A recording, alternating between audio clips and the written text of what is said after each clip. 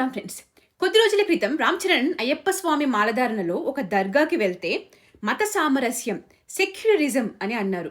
బానే ఉంది. మరి ఈ రోజున అదే స్వాముల మీద రాళ్లదాడి చేశారు. దీని గురించి ఏ ఒక్కరూ మాట్లాడరే?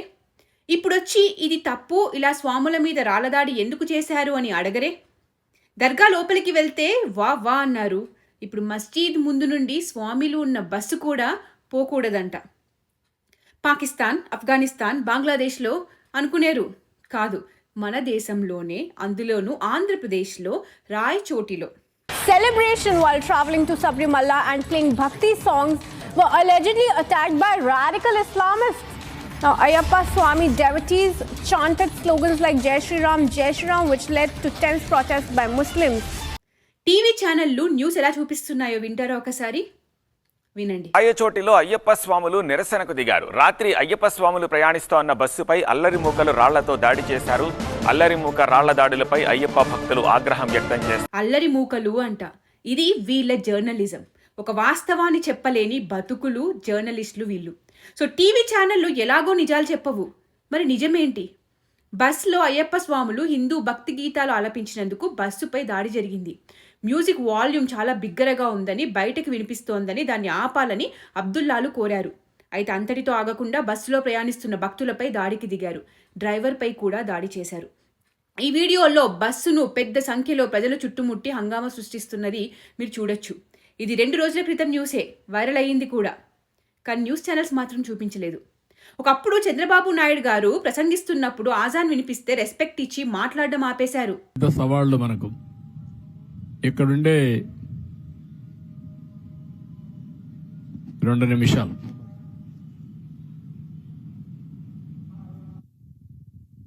కానీ ఈ రోజున అయ్యప్ప స్వాముల బస్సు మస్జిద్ నుండి పోవద్దు అంట. హిందువుల మీద జరుగుతున్న దాడులను, ముఖ్యంగా హిందువుల మీద ద్వేషంతో, మన పండుగల మీద, పూజల మీద, దైవం మీద ద్వేషంతో జరిగే దాడులను hindufobia.orgలో డాక్యుమెంట్ చేస్తున్నారు. మీరు చూడకపోతే ఈ వీడియో చూడండి, డీటెయిల్డ్ వీడియో చేశాను. దానిలో ఆంధ్రప్రదేశ్కి చోటు దక్కింది. దీనిలో డీటెయిల్డ్ రిపోర్ట్ ఉంది, మీరు కూడా చదవండి. అయితే అన్నమయ్య డిస్ట్రిక్ట్ ఎస్పీ వి విద్యాసాగర్ నాయుడు గారు ఈ న్యూస్కి రిలేటెడ్ సమాచారం షేర్ చేసిన ట్విట్టర్ హ్యాండిల్స్ని బెదిరిస్తున్నారు. డిలీట్ చేయండి లేదా కేసు పెడతాము అని. దీంట్లో మరకలు చేసిన తప్పే లేదు అంటూ చెప్తున్నారు. hindufobia.orgలో క్లియర్గా ఇచ్చారు. ఏంటి? అయ్యప్ప భక్తులు ప్రయాణిస్తున్న బస్సు మసీదు ముందు ఇరుక్కుపోయినట్లు పోలీసులు నిర్ధారించారు. మసీదులోని అబ్దుల్లాలు రెచ్చిపోయి ఓలా నినాదాలు చేశారని పోలీసులు నిర్ధారించారు. ఈ ఘటనకు సంబంధించిన విజువల్స్ కూడా ఇదే విషయాన్ని ధృవీకరిస్తున్నాయి. టోపీలు పెట్టుకుని ఉన్నవారు ఉన్నారు చూడండి. ఇరు వర్గాల మధ్య శాంతి సమావేశం జరిగిందని పోలీసులు ధృవీకరించారు. ఇవన్నీ జరిగినవి, కానీ చివరికి పోలీసు చెప్పేది ఏమీ జరగలేదు, ఎవరూ మాట్లాడకూడదు అని. ఏది నిజమో మీరే నిర్ణయించుకోండి. బస్లో దేవుడి పాటలు పెట్టద్దు, అలా పెడితే ఆ బస్సు మస్జిద్ నుండి పోవద్దు, పోతే అబ్దుల్లాలు వచ్చేస్తారు, రాళ్లదాడి చేసేస్తారు, బస్ని తగలబెట్టేస్తారా, ధ్వంసం చేసేస్తారా? మరి రోజుకి 5 సార్లు లౌడ్ స్పీకర్లలో అన్ని డోర్లు, కిటికీలు వేసుకున్న ఇంట్లో గట్టిగా వినిపించే ఓలా అనే దేవుడు అనే సౌండ్కి అందరూ ఏం చేయాలి? ఎంత గొడవ చేయాలి?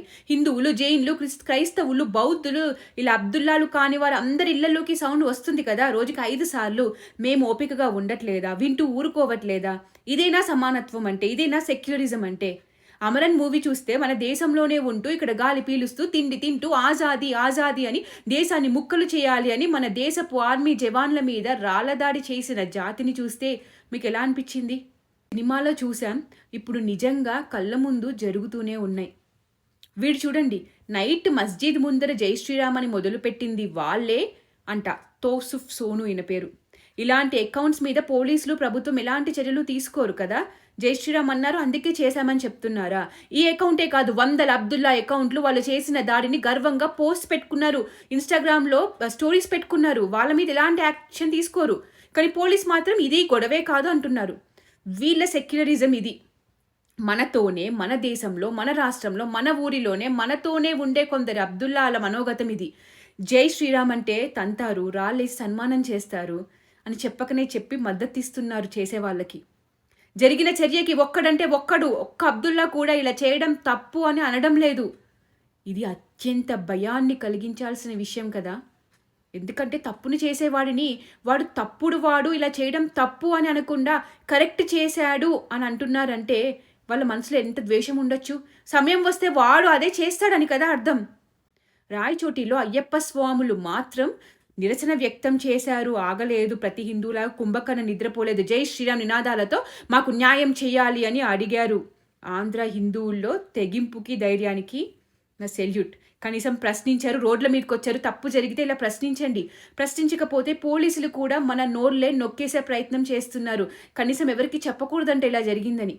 పవన్ కళ్యాణ్ గారు చెప్పినట్టు సెక్యులరిజం ఒక్కడు పాటిస్తే సరిపోదు. ప్రతి ఒక్కరూ అందరూ అన్ని మతాలను గౌరవిస్తూ అందరూ ఒకటే, ఎవరి నమ్మకం వాళ్ళది, ఎవరి దేవుడు వాళ్ళ ఇష్టం అని అనుకోవాలి.